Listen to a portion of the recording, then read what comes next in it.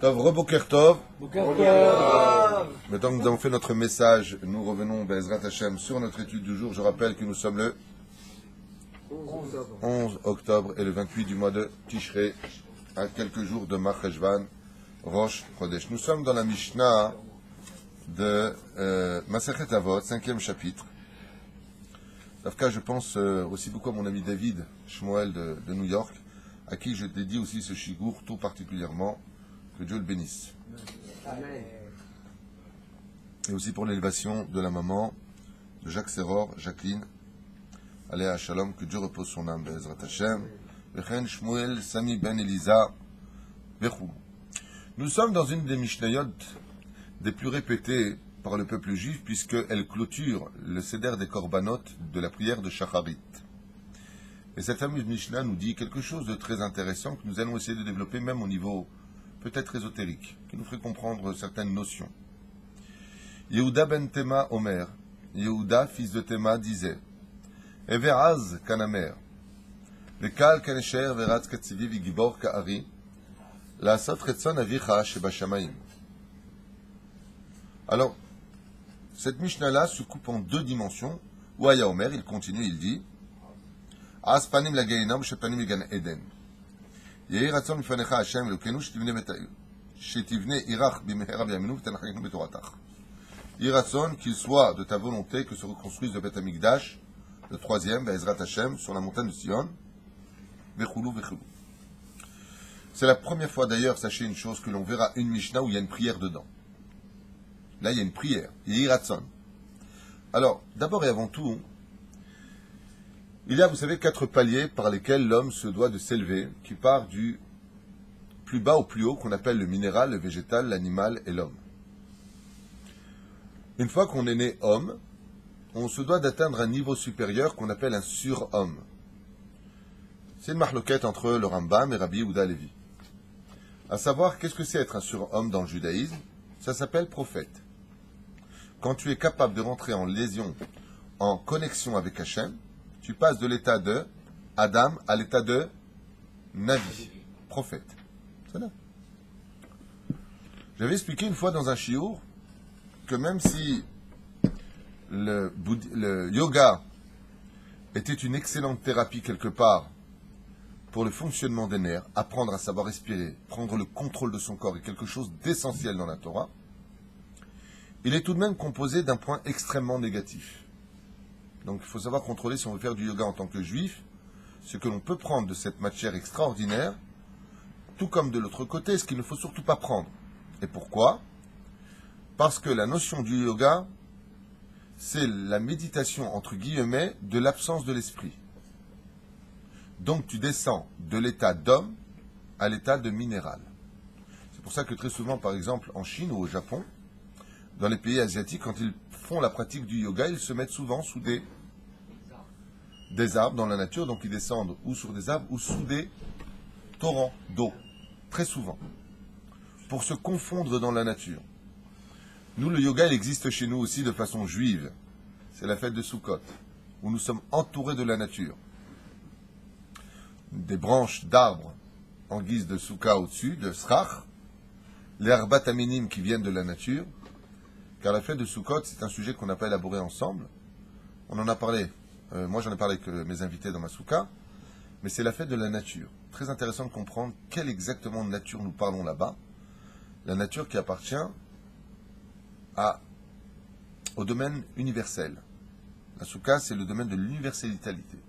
Même si on sait qu'un goy ne peut pas rentrer dedans selon le kafachaim dans la soukha, je rappelle que c'est la fête des goïms aussi à l'extérieur de la soukha, puisqu'ils apportent leurs 70 korbanot. Ils apportent leurs sacrifices.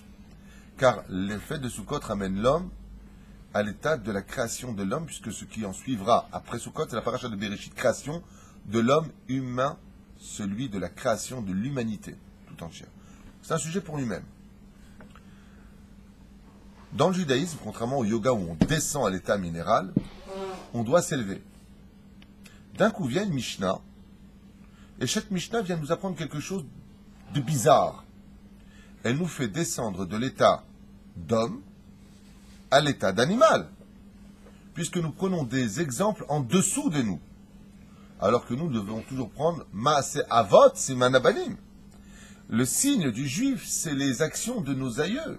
Ceux qui étaient, Baruch Hashem, des exemples, ceux qui ont été capables de tuer le niveau animal qui était en eux, qu'on appelle dans la Chassidut, dans la Gemara ou dans le Tanya, le Nefesh Abehimi, l'âme animale.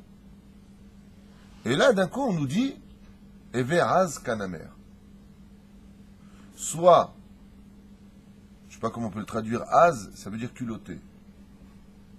Okay? Ici, l'explication qu'il nous donne, Shelo Titbayesh Lish'ol, n'est pas de honte. Ça va même contre l'exemple de la Torah, parce qu'il y a marqué que la Baïchanout, la honte, celui qui a de la honte sur le visage, ne faudra pas facilement. D'autre côté, il y a marqué Ve'en Abaïchan Lamed, celui qui a trop honte, il ne apprendra jamais, parce qu'il se doit de poser des questions pour comprendre. Mais là, on ne répond pas à notre question pour l'instant, c'est comment c'est possible que l'on nous donne des exemples qui viennent du monde, d'en dessous de nous, le monde animalier. La première réponse que j'aimerais vous donner, c'est celle de nos sages qui nous disent que Adam Arishon, le premier homme de la création du monde, quand il a été créé non seulement de toutes les terres du globe de la terre, donc on sait que sa tête vient de Jérusalem, le corps de Babylonie, patati patata, mais de façon générale, tout son corps est venu de toutes les terres. Et le Midrash nous dit pourquoi, afin que si un juif se fait enterrer en Australie par exemple, la terre de l'Australie ne dise pas « non, toi t'es pas de chez moi ». Il y a un peu de lui en nous. Car de la terre tu as été pris et à la terre tu retourneras.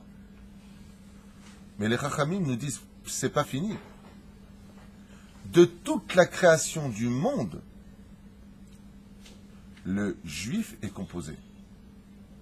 Car quand avant même que l'homme ait demandé à Hachem de lui accompagner, de lui accorder une compagne, le Zohar ainsi que la Torah nous dit que Adam Arishon a essayé avec tous les animaux de voir qui pourrait être sa compagne. Et il a dit à Hachem, aucune des créations que tu as créées ne peut être ma compagne. Elle n'est pas de mon espèce. Alors Hachem lui a enjoint Ève, Chava, Aléa Shalom. Le Seder, c'est bien jusque-là, c'est clair? Mais qu'est-ce qui s'est passé quand il a essayé tous les animaux? Bien entendu, quand on dit essayer, qu'il n'y ait pas d'esprit malfaisant ici. C'est-à-dire, essayer, il n'a pas couché avec, Chazve Shalom. Essayer, c'est-à-dire qu'il a vu si le niveau d'âme était valable entre lui et eux. On ne parle que de spiritualité, pas de physique, chez les Mouvan. La reine, c'est pour cela que les sages nous disent qu'au moment où Adam Arishon a essayé toutes les créatures, une parcelle de toutes ces créatures est rentrée en nous. C'est-à-dire qu'en chacun de nous, il y a de toutes les espèces qui existent sans exception. Il y a en vous un peu de tigre, un peu de lion, un peu de singe, un peu de zèbre, un peu de fourmi, un peu de tout. Nous avons... Non, je ne parle pas de l'instinct animal.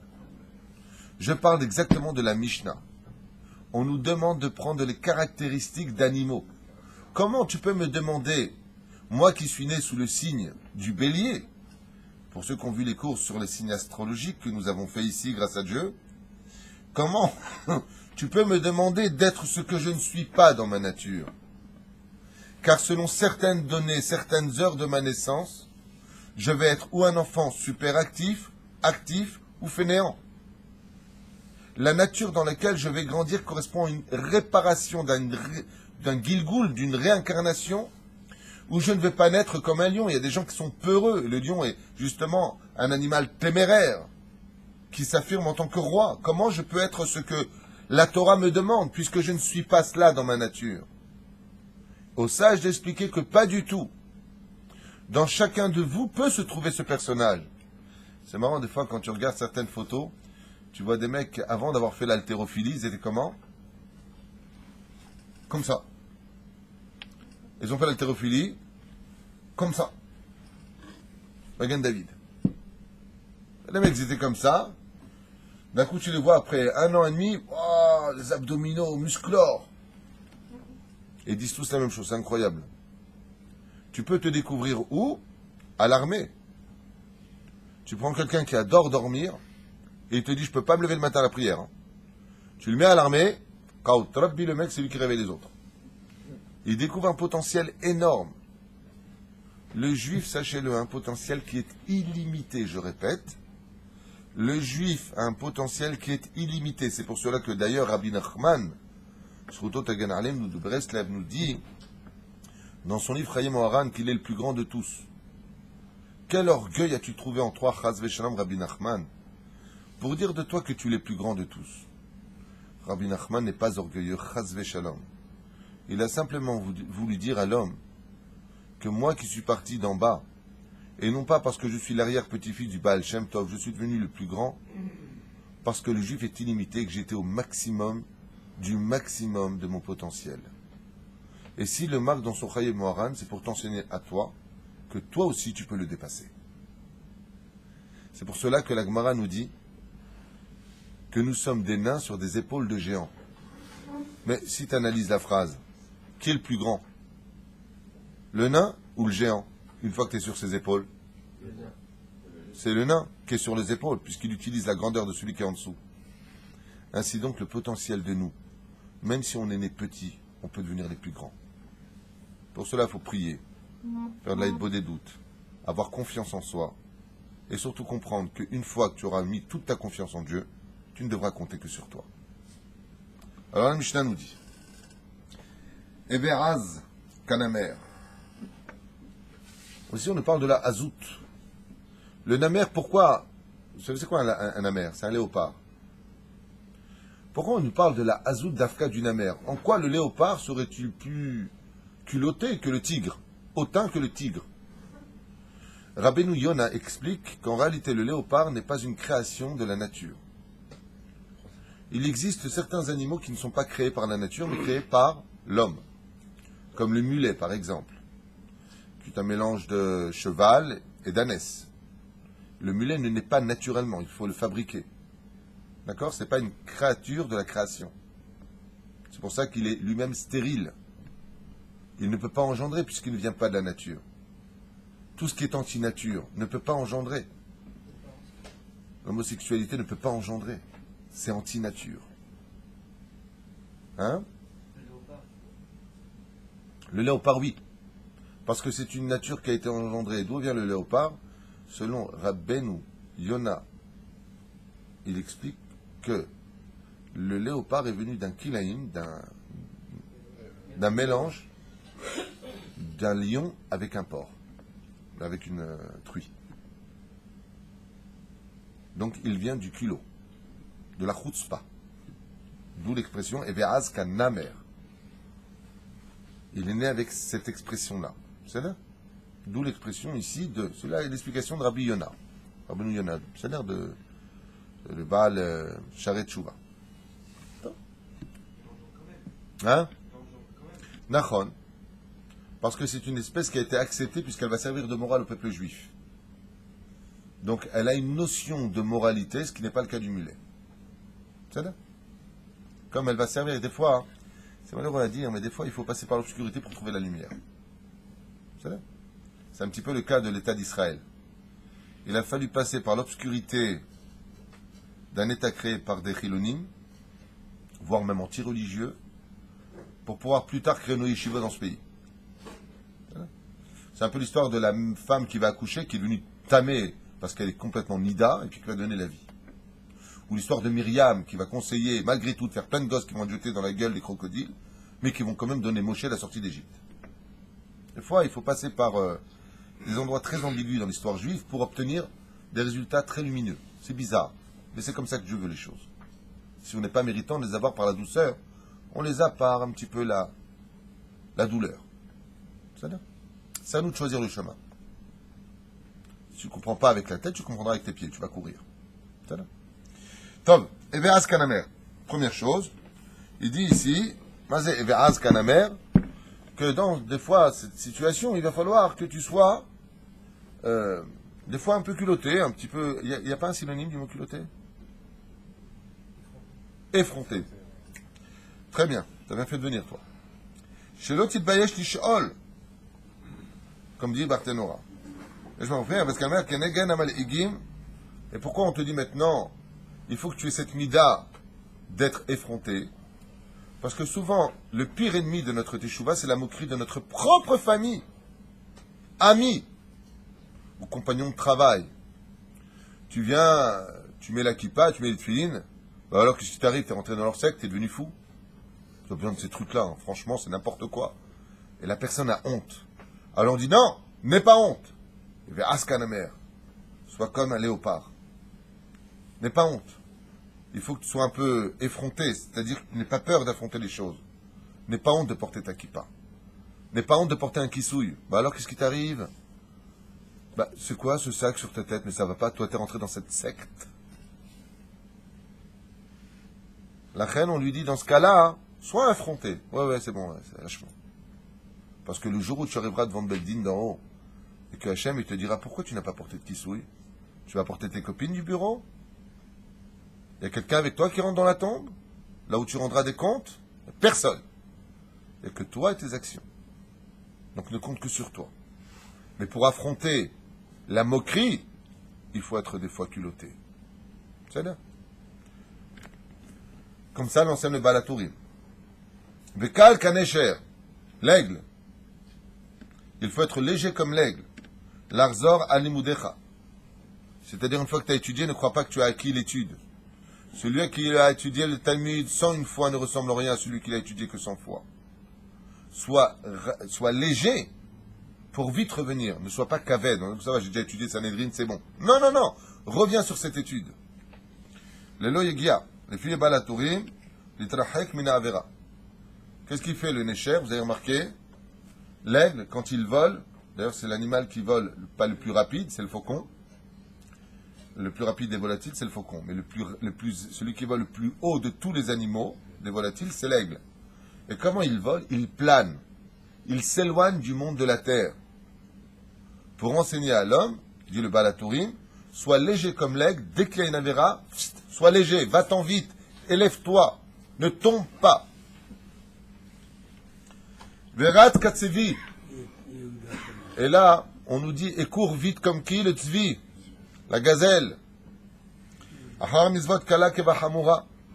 Sois rapide, un peu comme Naphtali qui courait comme une gazelle. Quand il s'agit de faire des mitzvot, cours à la synagogue, cours donner de la tzedaka, cours après les mitzvot dans ce monde. Vegibor kahari, et sois fort comme le lion, Pérouche, sois tunisien. Non, c'est une blague. Vous avez remarqué que les Tunisiens, c'est les seuls sfarades qui ressemblent à des lions. Ils ont toujours la chemise ouverte avec plein de... Ils ont la toison d'or. Omer lirvosh et yetzerecha.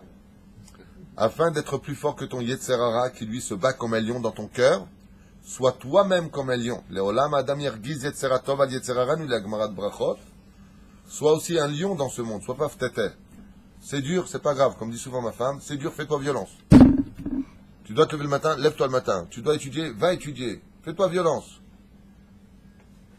Que Dieu la bénisse. Elle est gentille en plus. Elle est son mari. Non, je ne l'ai pas dit cette fois. Non, mais j'ai une femme, elle est très très romantique.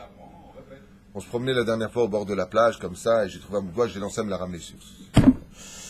Elle va me tuer. Voyons, Meras, Panim la Gainam, au Boshet Panim le Gan Eden. Et là, d'un coup, on nous dit quelque chose qui va à l'envers de la Mishnah. Afal pisha chez Izir Kodem Liot Az Kanamer Zeurak Leshem Shamaim. Mais on sait que la azout, l'effronterie, est quelque chose que Dieu déteste dans ce monde. On nous parle de l'effronterie qui, elle, est faite Leshem Shamaim. Comme une fois la fille de Kalva Savoua, Rachel, quand Papous avait pris la parole devant les hommes en disant « Oui, mais les Juifs devraient un peu plus compatir avec les nations du monde. Elle n'est pas obligée d'étudier toute la journée la Torah. Quelques heures suffit. » D'un coup, s'est levé Rachel, alors qu'elle n'avait que 18 ans, et a dit, devant tous les hommes, désolé de prendre la parole. À l'époque, il y avait une situation qui n'est pas comme la nôtre aujourd'hui. Aujourd'hui, c'est les hommes qui demandent la permission de parler devant leurs femmes. Mais à l'époque, c'était pas comme ça. Elle dit, excusez-moi de prendre la parole. Tout le monde a regardé comme une effrontée. Comment tu te mêles, toi? On est en train de parler de choses d'hommes. Et elle a répondu, n'est-ce pas la Torah qui nous fait vivre, qui aime chayenu ve'orech yamenu? Ah, Des fois, il faut de l'effronterie, mais l'effronterie, il faut qu'elle soit uniquement les Shem Shamaim. Il faut qu'elle soit les Shem Shamaim. Aval bederech klal en kol midazo azut panim mvia et adam lisno et וכו' וכו' ונמצא מידה זו מורישה גיהינם. Parce qu'en général, l'effronterie mène souvent l'homme à la faute et descendre au Gehinam. Alors on dit, et bien, après on dit quoi? Aspanim la Gehinam. Celui qui est effronté dans ce monde, il va au Gehinam. Ouais. Comment c'est marqué là-bas? Ou Boshet Panim le Gan Eden. Et celui qui a de la honte, donc celui qui a de la boucha, il va au Gan Eden. Pourquoi? Parce qu'en réalité, pour les mitzvot, il faut avoir de l'effronterie. Et quand il s'agit d'Averot, il faut avoir de la honte. Tant que tu as de la honte pour faire l'Avera, tu as des chances de ne pas la faire. Tant que tu as fait ta Avera, que tu as encore honte de la faire, tu as des chances de faire tes chouvas. Mais si tu fais d'Averot et tu n'en as plus honte, tu t'es éloigné de la notion de la Teshuvah. Il y a un très beau pérouche qui dit quelque chose de très intéressant pour nous. Mazé as panim la Gehinam ou Boshet panim le Gan Eden, cela s'adresse à deux caractéristiques de juifs. Quand on est une yeshiva, s'il n'y a pas de kemach, il n'y a pas de Torah. Si tu n'as pas d'argent pour payer le loyer, l'électricité, la nourriture, rien que le pain. Dans une yeshiva, le pain, par exemple, c'est juste un budget de 20 000 shekels. Vous sachiez, quand il y a 400, 500 élèves. Le pain. Je ne parle pas d'autre chose. Donc il faut cet argent. Mais cet argent, il faut aller le chercher où? Là où il y en a. Et très souvent, tu vas aller voir un donateur au Brésil, au Venezuela, en France. Qu'est-ce que j'ai dit, moi? Venezuela, ouais. Et le matin, c'est dur de parler, hein. Vous êtes marrants, vous. Vous écoutez, moi je parle. Il faut aller dans des endroits, des fois, faut être balèze, quoi. Il faut aller au Gehinam. Parce que il y a des filles qui sont dénudées, parce que. Alors de lui, il est dit, Aspanim, les Gehinam. Celui qui est effronté, celui qui n'a pas peur, celui qui n'a pas de bouchard, lui, il n'a pas de problème d'aller là où il faut aller pour chercher de l'argent. Il va le voir un donateur, il est rue Blondel, à Paris, pas de problème. Lui, il va au Gehinam. Donc il rentre dans cette rue. Mais il y a celui qui ne peut pas faire ça, il a trop honte. Il marche comme ça, il a honte, il a peur de tomber. Il a marqué au Boshet Panim, les Gan Eden. Qu'est-ce qu'est le Gan Eden? La yeshiva. Celui qui est capable de sortir, d'aller chercher de l'argent, shloché des rabbanam, celui qui n'a honte de rien.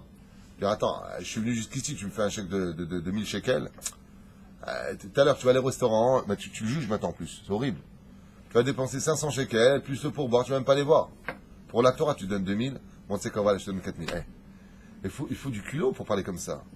Alav Nehemar, sur lui, il est dit, Aspanim, les Gehinam. Celui-là, il va au Gehinam, la vérité, il va chercher de l'argent. S'il n'est pas fort comme le namer, comme le léopard, il ramènera jamais d'argent. Aval, il y a celui qui lui a honte de demander, jamais que tu rentres dans ce repas, mort. Celui-là, il va au Gan Eden. Celui-là, il reste en yeshiva. Ensuite, qu'est-ce qu'on dit? Le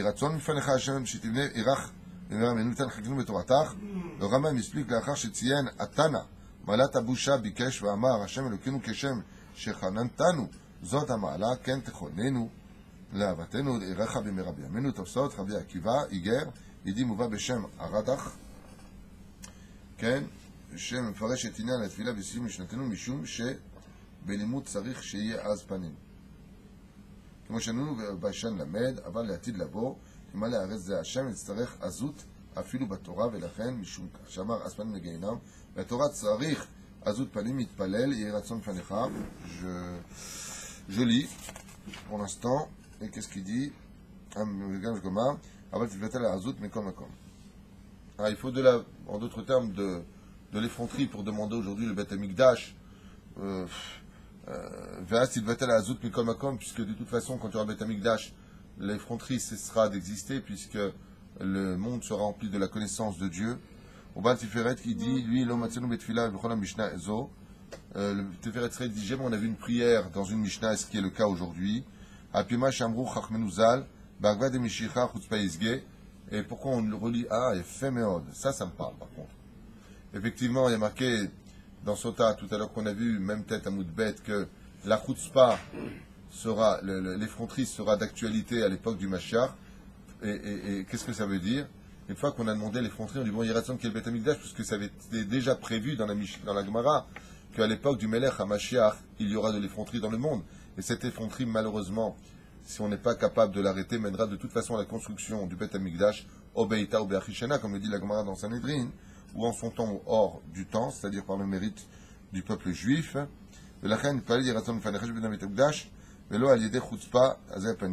Puisque c'est marqué de toute façon que tant qu'il y aura des gens hautains dans le peuple juif, il n'y aura pas de Beth HaMikdash. Top, une explication qui demande encore beaucoup de réflexion. Il y a une explication qui a été écrite sur cette Mishnah par Rabbi Yehuda Tzadka. Si on a l'occasion de revenir dessus, il va, à mon humble avis, un peu plus loin que tout cela. Baruch Adonai l'olam, amen.